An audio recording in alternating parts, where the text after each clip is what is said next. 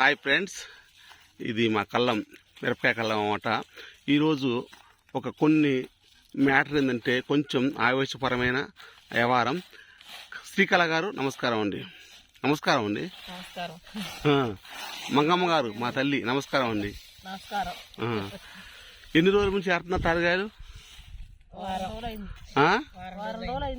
మీ ఇద్దరు ఎందుకు ఏరుతున్నారు? 10 మంది కూలీలు పెట్టుకోవచ్చుగా. అసలు ఇప్పటికే తారగాయలు మళ్ళీ ఇంకా కేజీలు కోపిస్తేనే 30,000-35,000 దాకా అయినాయి. మళ్ళీ ఇంకా తారగాయలు ఆడ ఎరుతావు. అవునా? చేసే పని కసిన్లో తారగాయలు ఇంకా తారగాయలు కూడా ఎరితే ఇంకా మిగిలేదే ఉంది అని లెక్క పెట్టుబడే పోవట్లే ఇప్పుడు. సరే, ఒకటే క్వశ్చన్. మీరు వచ్చే సంవత్సరం మీరు మిరప తోట సాగు చేయాలనుకునే వాళ్ళకి మీరు ఇచ్చే సూచనలు ఏంటి మీ అనుభవం ప్రకారం? చెయ్యాలనుకుంటే పట్టాలు వేసిన వాళ్ళకి కొద్దిగా పర్లేదు, డ్రిప్తో వేసిన వాళ్ళకి కొద్దిగా పర్లేదు అనిపించింది. డ్రిప్ వేసిన వాళ్ళకి కొద్దిగా తారగాయ తక్కువైంది, కొద్దిగా పంట ఎక్కువైందిలే. కానీ ఈ వర్షం వాతావరణం వల్ల ఏరేటప్పుడు అయితే ఒక కాయ లేదు తారగాయ. ఇందులో ఎండాక మొత్తం తారగాయలు అయింది.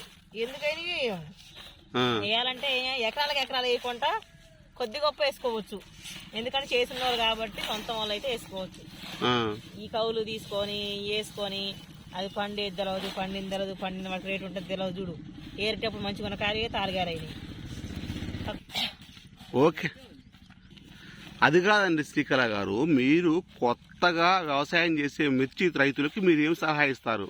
అతిక పెట్టుబడులు తీసుకొచ్చి అతిక ఆశతో 22,000, అందరు 23,000 22,000 అని తెలుస్తుంది. కానీ అందులో ఖర్చు ఎంత, దాని పండే పంట ఎంత, దాని పని ఎంత ఆలోచించట్లే.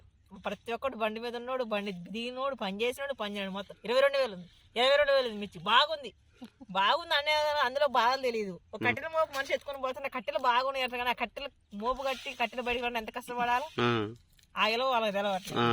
వేయొచ్చు కానీ అధికం వేసుకొని బాధపడద్దు.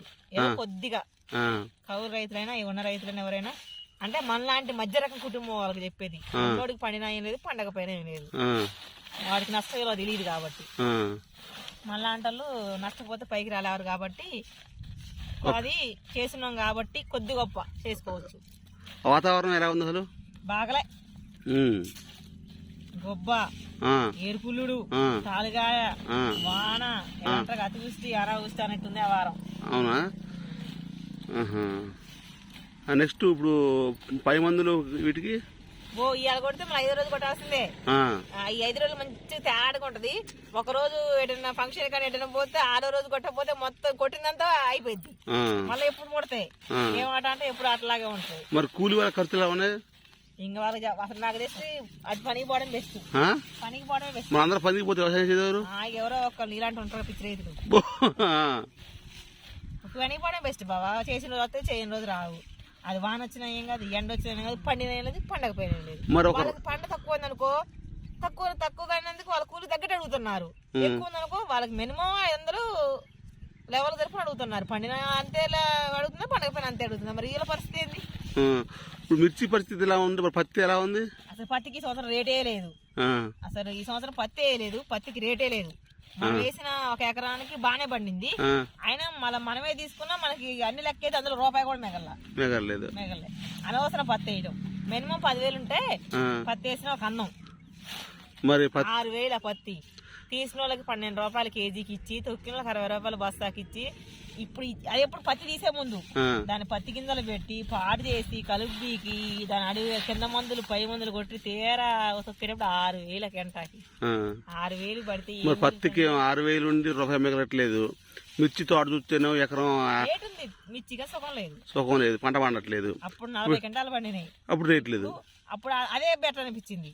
అప్పుడు 8,000. మరి పెసర బొబ్బర శనగ ఇవి కూడా పండట్లే, ఎవరో నల్లి వల్ల పండట్ల, నల్లి పురుగు వల్ల. మరి ఇప్పుడు మీరు గవర్నమెంట్ మీరు ఏం కోరుకుంటారా? మీ వల్ల గవర్నమెంట్ ని కోరినా సాయం చేయమని చేస్తారు. పాపం ఎంతకని చేస్తారు. పండిన రైతు ఆయన్ని అడిగి, ఆటోడు ఆయన్ని అడిగి, పిట్టోడు ఆయన్ని అడిగి, చదువుకున్నోడు ఆయన్ని అడిగి, ప్రతి ఒక్కరు ఆయన అడిగితే గవర్నమెంట్ ఆడ తెచ్చిద్ది బావా. ఎంతమంది చూసిద్ది? మరి దేశానికి రైతే కదా వెన్నుముక. ఈ అన్న వీటి పంట పండింది అసలు నీకు ఆన్సర్ వస్తుంది పోవా? అదే అసలు లెక్క. గవర్నమెంట్ ఏం చేయాలంటే ఈ అన్ని గ్యారెంటీల కంటే రైతులకు శాలరీ నెలకెంత అన్నది ఉంటే వాళ్ళకి పండినా పండకపోయినా ఆ శాలరీతోనే ఇంట్లోనే వెళ్ళిద్ది మినిమం. అట్లా నెలకు 15,000 10,000 ఇస్తే ఇంట్లో ఖర్చులు మందమన్నా వాడు పని చేసుకుంటే ఆ ఇంట్లో ఫ్యామిలీ మరి రైతు బంధు ఇస్తున్నాడు కదా, రైతు బంధు ఇవన్నీ ఇస్తున్నాడు. సంవత్సరానికేగా ఇచ్చేది, నెలకైతే కాదుగా. ఆ, 20,000 ఇచ్చిన అప్పుడు కేసీఆర్ 10,000 ఇచ్చింది, ఇప్పుడు రేవంత్ రెడ్డి 15,000 ఇస్తానంటాడు. ఆ, ఇచ్చినా కూడా అవి ఒక్కసారి మందు కట్టలో సరిపోవు. ఆ. ఒక్కొక్క 20 కట్ట కిలోమీటర్ కట్ట 1,500 1,600 ఉంది. మరి మా రైతు ప్రభుత్వం చెప్పుకుంటున్నా కదా. అంటే ఇక చెప్పుకుంటారు, రైతు అని చెప్పుకుంటూనే ఉంటారు, తీరాడికి వస్తారు ఎట్లా లేకపోతే మా తాడి కుదబెట్టి కూడా చెయ్యరు. రానున్న రోజుల్లో వ్యవసాయం కరువు అయిపోయింది. ఆ? రానున్న రోజుల్లో వ్యవసాయం కరువు అయిపోయింది. ఇప్పటికే చాలా కరువు అయిపోయింది.